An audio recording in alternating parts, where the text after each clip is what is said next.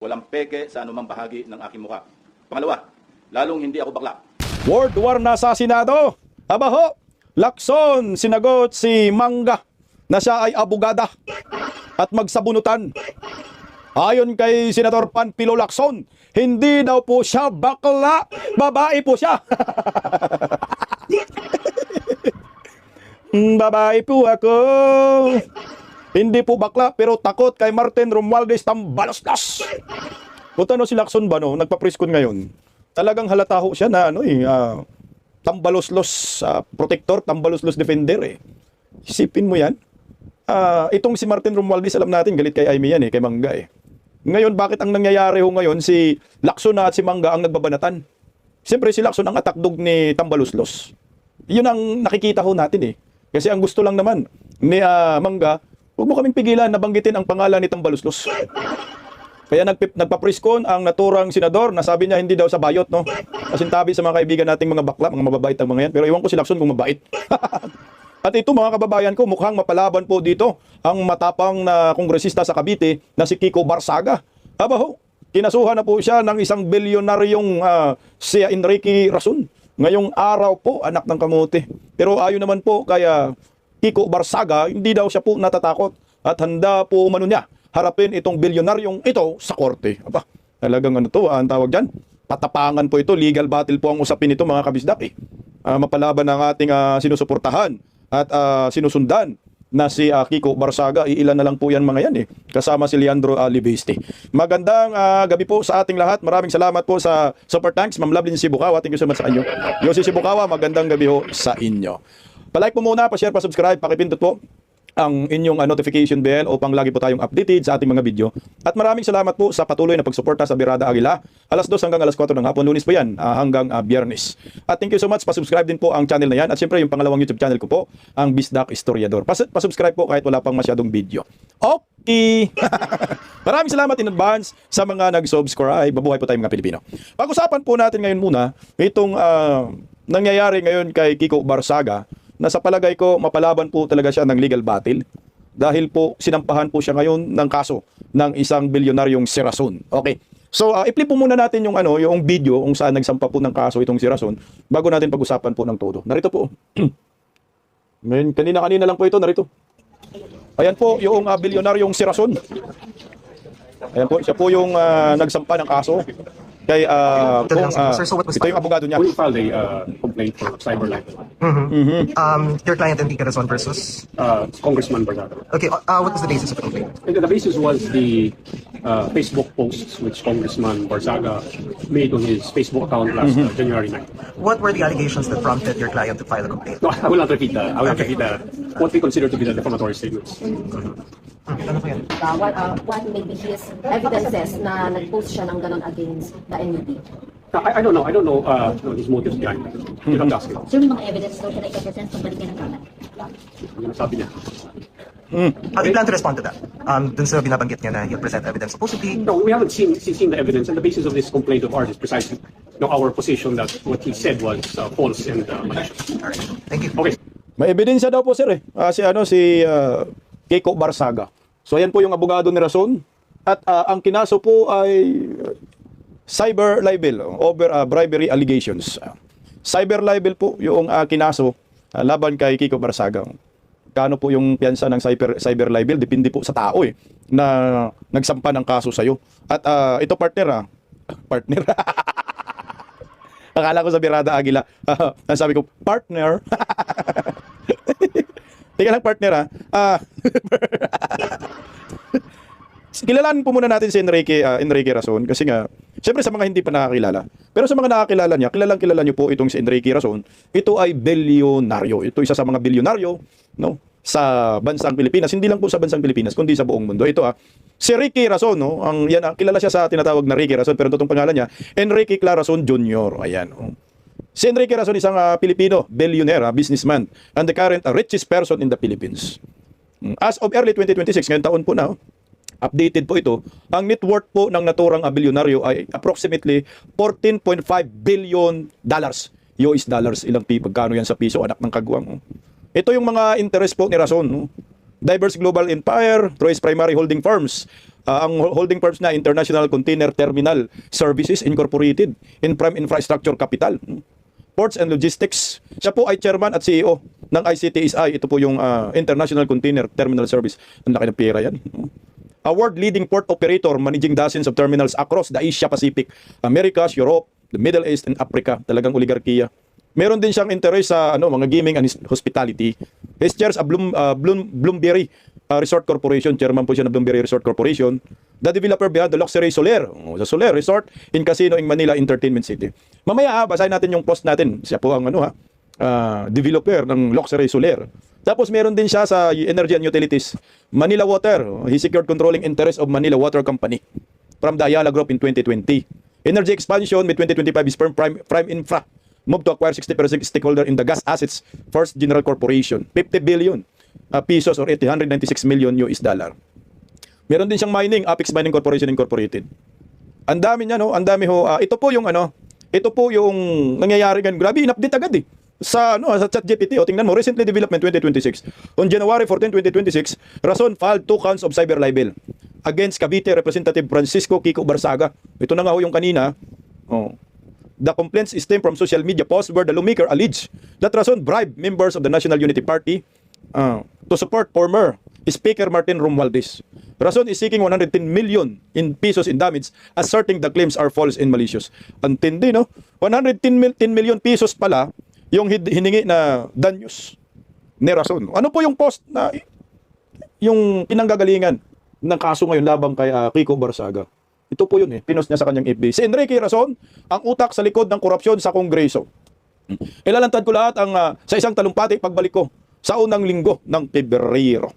So yun yung mga matinding post ni Kiko Barsaga. Teka lang, basahin ko lang po yung maganda po yung guided tayo. Ito po yung mga post na, ito yung summary, no, buod ng mga post ni Rason. Ito ay sa balita, post ni Kiko Barsaga laban kay Rason. Ang sabi nga ko kasi yan, siya yung utak ng korupsyon sa Kongreso. Bakit nagiging utak ng korupsyon na sa Kongreso itong si Rason? Ito ay mariing pahayag ni Cavite 4th District Representative Kiko Barsaga sa isang series sa Facebook post na ngayon ay binura na, kung saan direkta niyang itinuro ang ultra-bilyonaryong negosyante na si Enrique Rason bilang umano'y mastermind sa likod ng malawakang korupsyon sa Kongreso. Ayon kay Barsaga, buo ang loob niyang ilantad ang lahat ng detalye sa isang pampublikong talumpati sa pagbabalik niya sa unang linggo ng Pebrero. Si Enrique Rason ang utak sa likod ng korupsyon sa Kongreso. Ilalantad ko lahat sa isang talumpati sa pagbabalik ko sa unang linggo ng Pebrero. Iyon ang post ni Kiko Barsaga. May sohol sa Soler bago ang 2025 elections. Ayun sa kay Kiko Sa iwalay na pang post, mas diretsahan pang sinabi ni Barsaga na may naganap umanong suhulan sa loob mismo ng hanay ng National Unity Party bago ang 2025 elections. So yun na po yung midterm, no? Kapalit ng pagsuporta. Ito yung sabi, tumanggap ng suhol ang mga kongresista ng NUP mula kay Enrique Rason sa iba't ibang pagtitipon sa Soler. Siya rin yung developer ng Soler, di ba? Bago ang 2025 elections, kapalit ng pagsuporta kay Speaker Martin Romualdez. Mamaya, meron pong post si Barsaga na nandun talaga, kitao talaga sila may mga screenshot si Barsaga, imbitasyon, lagta at non-disclosure.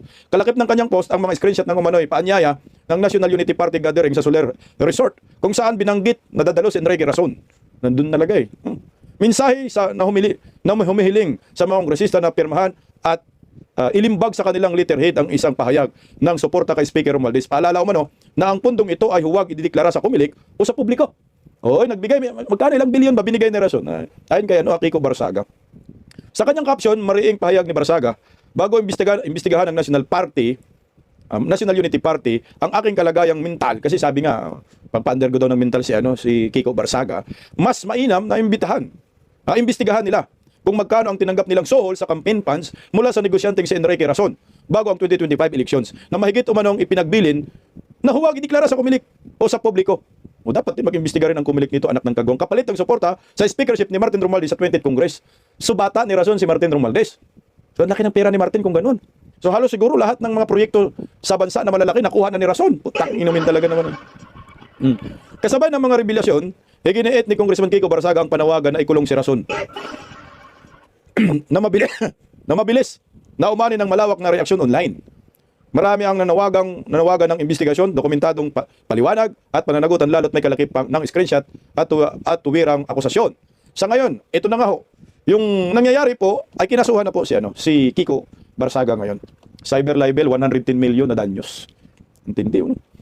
Pero sabi ni sabi ni Kiko Barsaga. Ayan I am prepared to face Enrique Razon in court. The sooner the better. Kulong si Razon. Meron talagang ebidensya, no? Kasi hindi naman magiging ganyang katapang itong si Kiko Barsaga. Kung wala siyang pinanghawakang ebidensya. Mantakin mo, binangga mo, bilyonaryo. Tapos may kapit ka pa kitang baluslos. Tumatinding-tindi, So kung titingnan ho natin, itong si Razon, kung naglalaro ho sa Kongreso, di ba kaya may kickbacks din si Razon sa flood control? Kasi ito, tanong lamang Tuloy po natin. Sabi ni Kiko Barsaga dyan, anay, nang kagawang ubo na tayo, no? Excuse me po. Heroes are born through unbeatable odds. If I were to die by Enrique Razon hands, then so be it. But if God's will that I successfully expose Razon's evils to the world, then justice shall be done. Hashtag ikulong si Razon. Patay tayo dyan. Okay.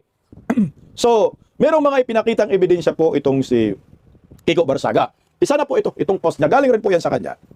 Sabi ni Congressman Kiko Barsaga dyan, Chel, inuman lang muna kayo ni Congressman Puno. Malalaman rin ng mundo ang tunay na pagkatao mo, Enrique Epstein Razon. Yan si Puno, makita po ninyo.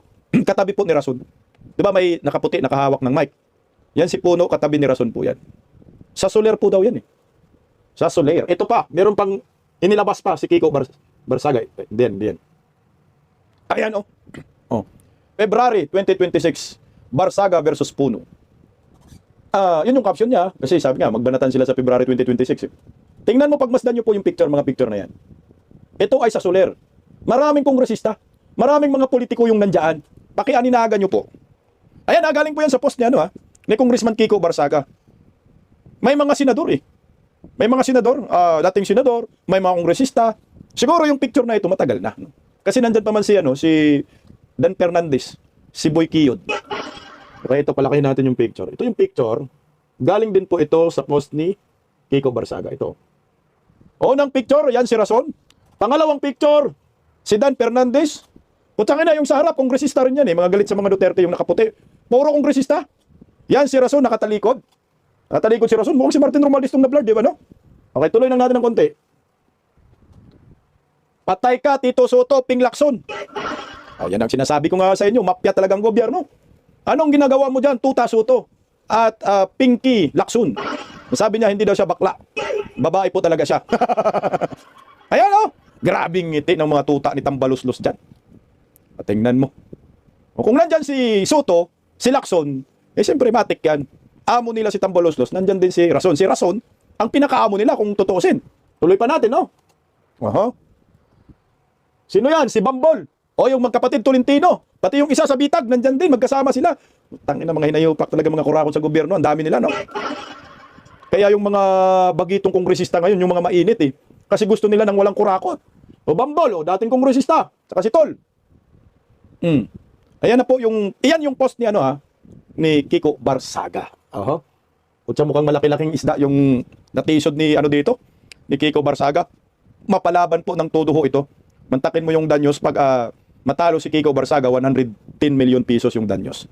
Alam niyo naniniwala ako na ang Panginoon ay hindi papayagang nalipustahin itong mga nagmamalasakit sa Pilipinas na galit sa mga kurakot na ngayon pinupuntarya. Tindi, no?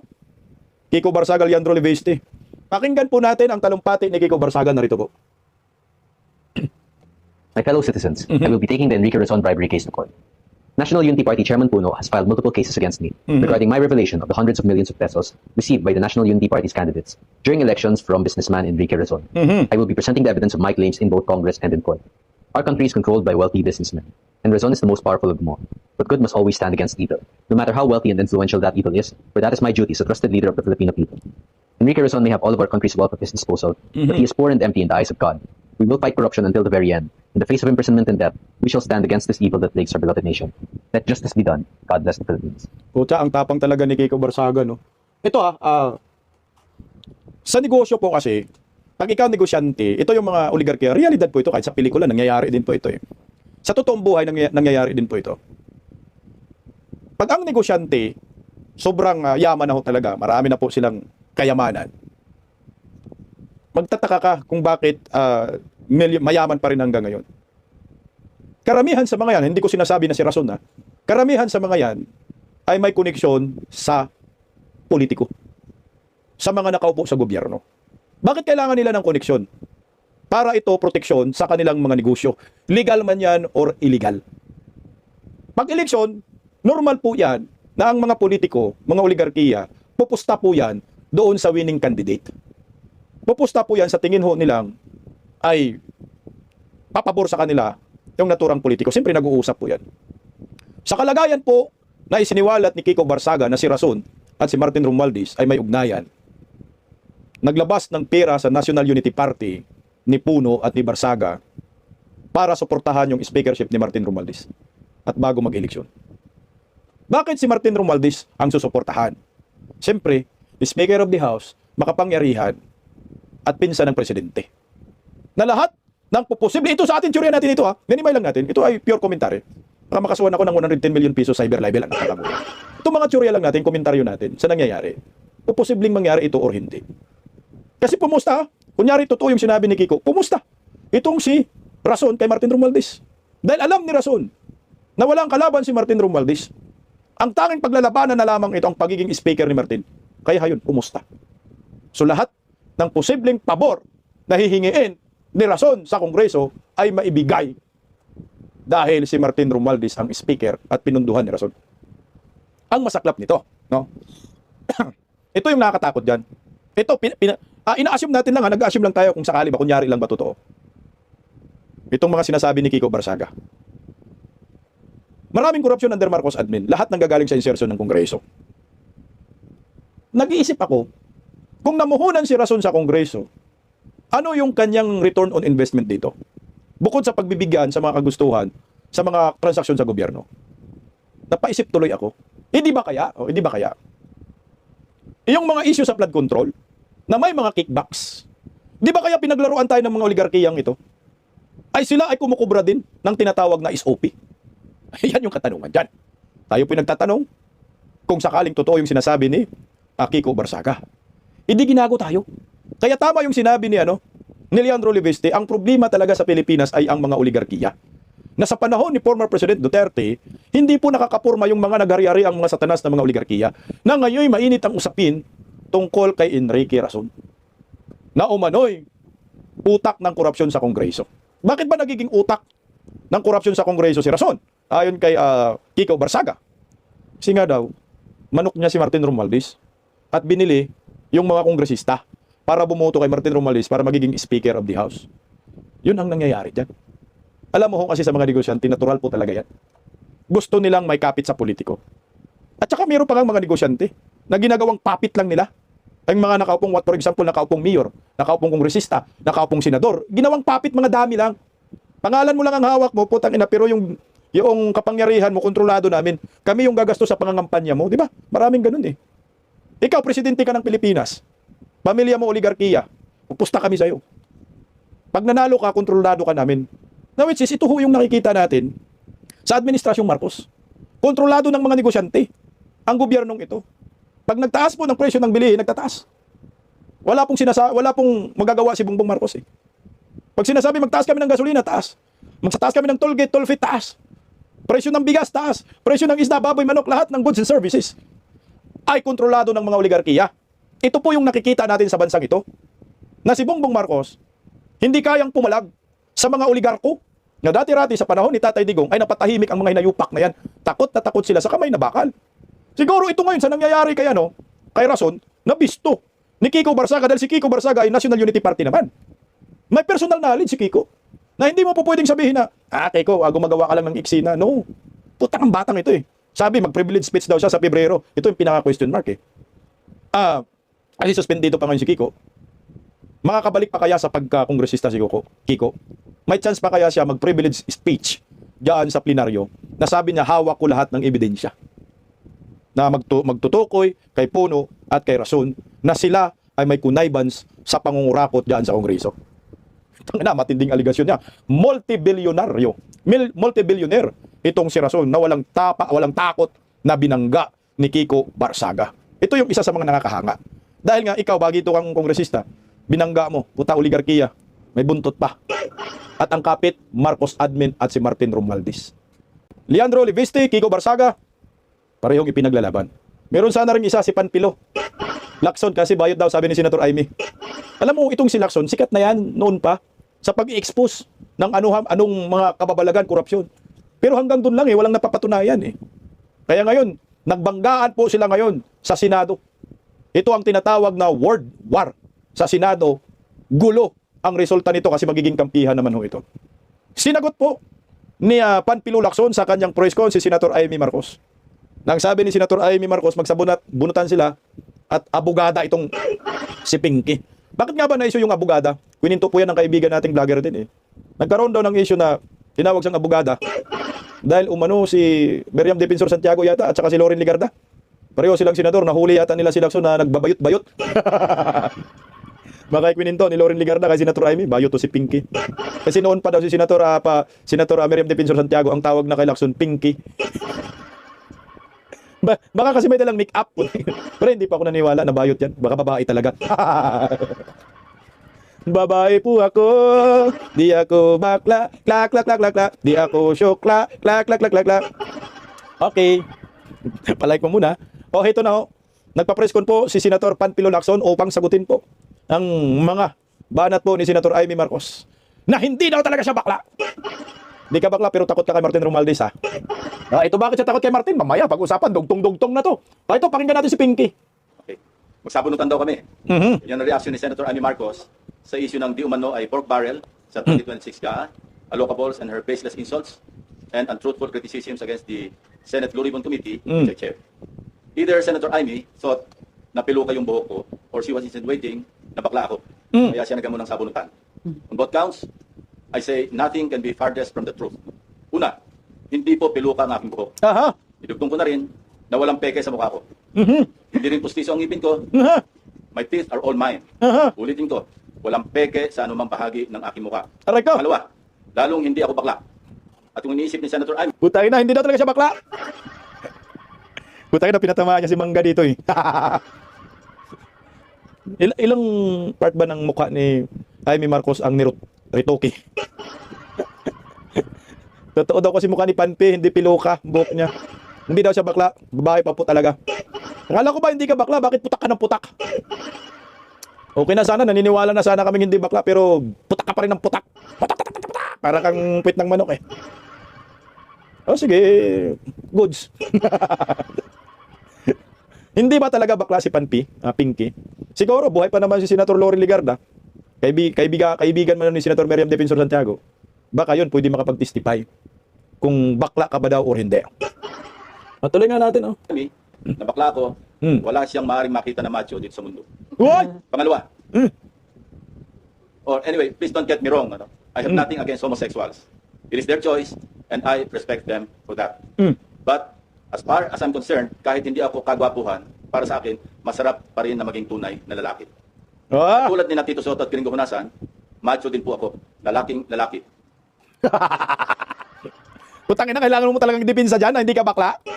Ako sa sarili ko naman talaga na hindi ako bakla. Hindi ko na kailangan ba i-rebut itong mga animal na nagsasabing bakla ako, bayot, no need na. Putangin na, tingnan nyo na lang ang pagmumukha ko kung bakla ako. Pero kita namin mukha mo, Ping, talagang, ay, ko pa, Ping. Hindi na talaga siya bakla. Pero marami namang klase po kasi yung pagkabakla. Meron naman kasi bakla na hindi naman talaga kailangan pumalda ka pa. Hindi naman kailangan mag-ano ka ng bihis ka ng pambabae para matukoy kang bakla. No? Merong mga bakla na silahis. Maniwala kayo. Dami yung kaibigan ganun, di ba? Matsong-matso nga. Jesus ko, Lacson. Ang layo naman ng katawan mo sa kaibigan kong matso pero bakla. Di ba si Sinon? Nag-gym pa yun. Bukol-bukol yung braso nun. Yung mga muscles nun. Bukol-bukol. Malayo ka dun, Pinky. Pero siya sinabi niya, bakla siya. Pero yung katawan niya, talagang macho, pang bodybuilder, di ba? Na ano yun si Sinon? Talagang baklang-bakla. Isus ko, Ginoo. Pero yung katawan, bodybuilder. At bodybuilder yung katawan, nagsiswimsuit, nagbibikini. Pero bakla siya. Meron ding bakla naman na hindi malaki ang muscles, pero pag nagdamit, lalaki pa rin siya. Tawag dun si Lahis. Lalaki yung katawan niya, pero yung puso niya babae. Bakla ngayon, sir. Wala ka ba doon, Sir Pinky? Alayo. Period. End of discussion. Pero hindi po invited si Okay, bago tayo doon. Period. End of discussion. Kasi nga, hindi daw sa bayot. Hindi talaga. Agad po siya sinagot ni Senator Amy Marcos dyan. Sinagot siya agad ni Mangga, bulok ka na ba? Oo, bulok na ako. Ito yung sagot ni Senator Mangga sa sinabi ni Panpilo Lacson na hindi siya bakla. Nasaan ba yun? Word, tingnan din. Legit na word war sa pagitan ni Panpilo Lacson at ni Mangga. Okay. Ito yung sagot ni Senator Amy sa sinasabi ni Panpilo Lacson na hindi raw siya bakla at hindi raw siya nagpagawa ng kahit ano sa kanyang mukha. Anak ng kamote, no? Ang sabi ni Mangga dyan, ito yung official statement niya, hindi ko naman sinasabihang bakla siya. Oo nga, hindi naman talagang sinasabihan na bakla siya. Oo. Pero napakababaw pala ng kahulugan niya sa kung ano ang ibig sabihin ng tunay na lalaki. Tama ka.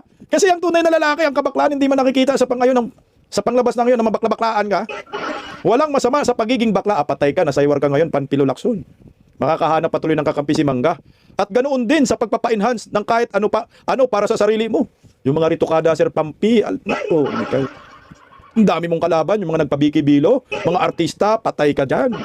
Desisyon ng tao kung gusto niya magpagawa ng kahit ano sa sarili niya. Tama, di ba? Ikaw din, Mangga, no? Daming pinagawa dyan, eh. Desisyon niya rin kung gusto niyang sirain ang mukha. Pangalan at dignidad niya. Parehas yan. Parehas siyang natatanong ng magkano. Lang malita ba? Dapat dinugtungan mo, Mangga. Magkano yung bayad ni Tambaluslos sa'yo? Magkano yung offer? Alam naman natin talaga itong si Panpilo Lacson. Takot naman kay Martin Romualdez yan, eh. Umurong bayag yan, eh. Bayag. Aray ka! Ay! Orong talaga. Tingnan mo, patunayan natin. Natakot po dito si Panpilo Lacson kay Martin Romualdez. Ito na yung sunod na tanong. former Speaker As Romualdez. I said, Balik na baguhan, para sa akin, Balikan natin konti. pa rin na Kasi naputol, eh. na lalaki. At tulad ni Tito Soto at Kiring Punasan, Ika lang. ansyo din po ako. Lalaking lalaki. Period. End of discussion. Pero hindi po Ayan ang invited tanong. si former Speaker Romualdez. As I said, pagdating sa counterpart namin sa House, mayroong parliamentary courtesy na umiiral. Pwede lang namin silang imbitahan, hindi pwedeng pilitin, through the House Speaker. Pero kung ayaw nilang mag-attend, wala rin kaming magagawa. Kasi ganun din ang dapat na tratong ginagawa nila sa amin. Dahil nga sa umiiral na interparliamentary courtesy between the two houses. Before Amor, sir, nabanggit niyo Teka lang, tingnan mo, ha. Tangina, hindi daw bakla, pero hindi kayang i-invite paharapin si Tambaluslos daan sa anak ng kamuti na yan, Senate Blue Ribbon Committee hearing. So ngayon, nasan yung pagkamacho mo? Macho, tarantado pala ako. Di bali na ang makaluko sa inyo. Macho. Utangin na, macho, hindi daw bakla, pero Martin Romualdez yuko. So ang kaya mong awayin, sino lang? Si Amy lang. Si Mangga kasi babae, di bakla ka talaga. Oh, kung hindi ka bakla, tingnan mo yung bibig mo. Papa. Sarap ng kagat labi, oh. Tapangan mo, sabi mo macho ka. O ngayon, hindi ka bakla. Pero pagdating sa pangalang Martin Romualdez, nangingilag ka, hindi daw kayang imbitahin dahil may interparliamentary courtesy. Tandaan nyo, si Martin Romualdez, hindi na po yan Speaker of the House. Kongresista ng normal yang hinayupak na yan, kaso nga lang malakas ang kapit sa pinsang bangag. Anytime pwede niyang imbitahan na yan. Bakit po ba naimbitahan niya si Tubi Tiangco pumunta? Bakit si Martin Romualdez ay hindi pumunta? Kaya nga tuloy, tama yung sinabi ni Mangga. Magkano nga? Ilang malita nga. Kasi nagiging halatang-halata ka talaga, sir. Tambaluslos defender ka. Tingnan mo, ha. Iniisip pa rin niya yung interparliamentary courtesy. Kaya, hindi po niya imbitahan si Martin Romualdez. So, ibig sabihin, kahit magnakaw si Martin, kahit may ebidensya, hindi po niya imbitahan. So, ngayon, nakaladkad nyo ang pangalan ni Martin at Diskaya. Dahil yung Diskaya at si Martin Romualdez, bumili daw ng property. At nagamit yung Diskaya ni Martin. Ganun ba? Siya rin nagsiwalat, eh. So ngayon, bakit hindi may papatawag si Martin Romualdez? Kasi nga may busag kang hinayupa ka. Ito, pakinggan natin yung next na tanong. doon sa Cabral Files, may 5 cabinet members, di ba? Invited po ba sila sa next hearing? Hindi pa kasi alam niyo may nakiusap si Senate President Soto. Wag masyadong marami kasi nakatunga nga lang yung iba. Hindi mo natatanong. Let's just focus on the more significant parang issues to be tackled. Anyway, mahaba pa naman. Pwede pang tumawag na susunod pagdinig. Tingnan mo, Cabral Files. Utangin na, ipatawag nyo yung mga hinayupak. Ang dami kasing pinangalanan doon sa Cabral Files, anak ng kagwang, oh. Tuloy, oh. Tawag natin yung mga dapat ipatawag. May report po na sinabi daw ni Congressman Leandro Leviste na inalok si Cabral na maging state witness kapalit ng pag-implicate kay dating Budget Secretary Amena Pangandaman. Doon po ba sir sa naging initial meeting ng office nyo sa abogado ni Cabral? Walang May ganon. mention na ganon? Ang naman lang is willing siyang mag-testify, willing siyang mag-cooperate. Kaya lang, noong mga initial information na binibigay, hindi kami nag-agree dahil sa tingin ko kulang-kulang. Kasi ang sinasabi lang doon, kinonfront namin siya tungkol sa sinasabi ni Bernardo na nagdadala sa kanya ng pera sa bahay niya, hindi ba?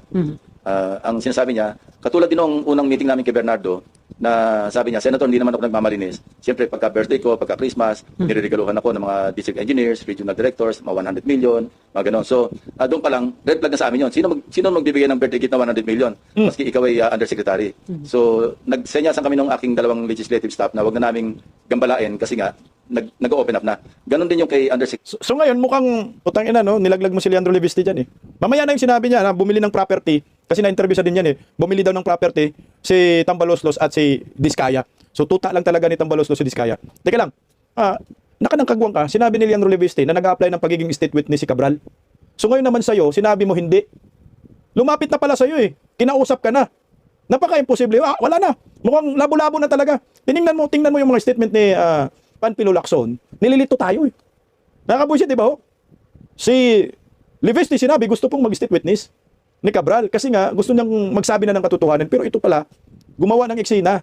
Sinabi daw, hindi ka paniwala yung 100 million na gift, regalo. Putang ina, mangyayari talaga yan. Nangyayari nga eh.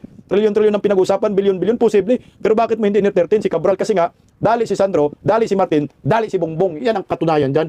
Secretary Cabral, through the lawyer, hindi ko naman nakaharap si Undersecretary. Ang preliminary namin noon, yung lawyer. In fact, mag-meeting ulit kami ng lawyer, I think tomorrow. Ni Cabral. Lawyer ni Cabral. Para anyway, kasi meron siyang binahagi sa aming dokumento rin. Ito na nga yung December 27, 2024 SARO na nanggaling sa unprogrammed appropriations. 50 billion pesos na 30 billion doon ay flood control projects. At doon sa 30 billion pesos worth of flood control projects, katakot-takot ang ghost.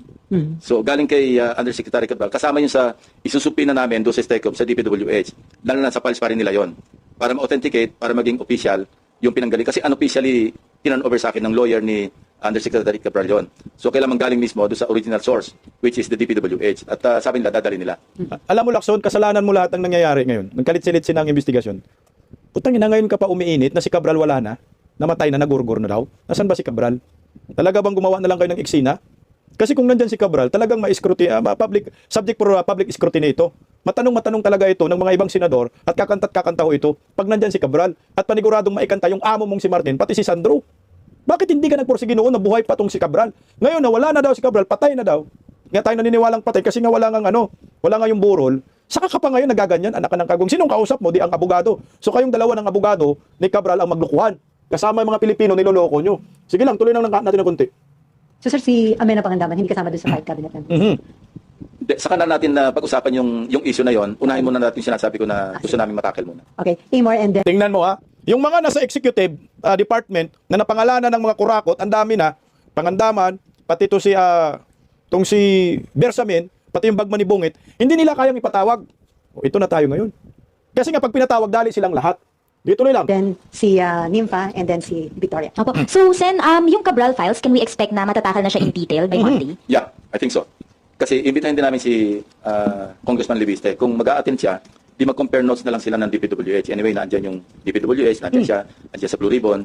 So pwede niyang i-kumpara yung kanyang files with those of the DPWH. Tingnan mo ang tanga, no? Kanina sabi niya, hindi daw po pwedeng imbitahin si Martin Romualdez dahil sa interparliamentary courtesy na umiiral. Pero si Leandro Leviste ay pwedeng imbitahin. Kongresista rin si Leandro Leviste. Anong pagkakaiba ni Leandro Leviste at Martin Romualdez? Parehong kongresista. So bakit ayaw mong ipatawag si Martin Romualdez? Pero si Leandro Leviste, ipapatawag mo, ang tanga talaga itong hinayupak ko. Kaya halatang halata, Tambaloslos defender. Halatang halata, may busal. Hindi mo na ito maitanggi, Lacson. Baka akala mo nakalimutan namin? Na sinabi mo kanina, hindi pwedeng imbitahin dahil may interparliamentary courtesy. Pero ito ngayon, kay Leandro Leviste, walang interparliamentary courtesy. Putang ina, anong meron? Anong drama ho ito? So halatang halata kang protector ka ni Martin Romualdez. Tuloy. So far, sir, may commitment yung DPWH na talagang magre-respond sila positively to the subpoena. Nag-usap na kami. Ni Secretary Vince. At saka pinag-usapan na namin kung ano yung mga dokumento Gumawa na ng script. mapapaloob doon sa aming subpoena doon sa STECOM. Opo, and balikan ko po si former Secretary Bonoan. December 17, I think, sir, dapat yung pagbalik niya sa bansa, Correct. yun yung commitment niya. Sir, do you have information? Ano po bang plano? Bakit siya nagstay doon? Nagtatago na po ba or may balak na hindi bumalik ng bansa? Yun ang Pinababalik indication. yan, pinalayas na Kasi eh. ang pangako niya, siguro ang paalam niyo, or I believe, I'm not sure na yung visa niya hanggang December 17 lang eh. I'm not sure. Kaya ang sinabi niya, babalik siya ng December 17. January na ngayon. Sir, anong implications for you nung hindi niya pagbalik on time? Hindi ko Tumakas alam kung na. ano yung kanyang iniisip. Yes. Pero Tumakas mahirap. na. Ako lang yung nagtago na hindi nahuli. Mahirap magtago. Mahirap magtago. And balikan ko rin po si former Speaker Ito na. Romualdez. Sir, kung mapapatunayan na yung connection niya with the Discayas, I think ang nabanggit po ninyo ay ginamit as front, yung Discayas sa pagbili ng property. Ano po yung implications naman dun sa kaso ni Romualdez? At the very least, yung direct connection or link niya with the Discayas. Kasi hindi lang ganun. Hindi naman siguro nag-ahente si Discaya. Kung siya yung front, siya yung lumalabas na bumili, ganun na lang kalaki ang tiwala. Kung totoo ha, ni speaker, former speaker, kay Discaya. So hindi ganun kababaw yung kanilang yung kanilang samahan. So malalim. So bakit hindi mo ipapatawag si Martin Romualdez, anak naman talaga ng kamuti? Ikaw galing na sa bunganga mo ha, na merong property na binili si Martin Romualdez, ang ginamit na front, itong si Discaya. So anong gagawin natin? Kalimutan natin to, hindi mo ipapatawag? Ang tanga naman natin. Hoy, Pinky, halata ng protector ka. Ipatawag mo, meron ka palang ganun eh. May mga impormasyon ka pala ng ganun. O tingnan mo, sunod natin oh. Ibig sabihin, sir, kung may ganun silang connection, mas malalim pa yung ibang possible transactions nila. Correct. That is the implication. I'm not saying na cast in stone na talagang involved na talaga si former speaker. At least Ayan na we have naman. something to start with, di ba? And sir, yung pong pagbili ng bahay, kinonfirm po yun nung may-ari, nung dating may-ari, na si former Through- Speaker at Discaya yung Yeah. bumili. Through third parties. Nagkukwento niya nga yan eh. Kasi ang isa sa mga kwento, nung mapanood ng mga maid, sinadiscaya rito, ma'am, yan yung bumili ng bahay mo ah. Ganon. Yun yung konting detalye, no? But these are, of course, hindi galing sa, so to speak, yung horse's mouth. Kaya gusto natin, maimbitan mismo yung former owner na siya na mismo magsabi na ang kausap niya, mga Diskaya. But hindi lang isang source ito, maraming sources ito. I've spoken to at least 3 sources na pare-pareho yung sinasabi. Hindi pa nagkakausap, pero may mga indication na gusto mag-testify. Pero sir, wala kayong hawak mga dokumento Wala, ng bentahan, wala. ng proper, wala pa. Okay, meron ka pa? Okay, Lalabas dismiss. Alam mo, Lacson, si Lacson parang hindi senador, no? Sabi niya, ayan, merong source ako na bumili ng property si Martin Romualdez. Si Discaya yung ginamit. So bakit hindi mo imbitahin si Martin Romualdez para magpaliwanag? At bakit ang imbitahin mo, I think yung pinagbilhan. Kung inimbita mo yung pinagbilhan, ay oo, yung nagbinta, siyempre imbitahin mo rin yung bumili. Sinong bumili? Si Martin at si Discaya. Putang ina, allergic talaga to. Hindi talaga niyang imbitahin si Martin Romualdez. Bakit kaya?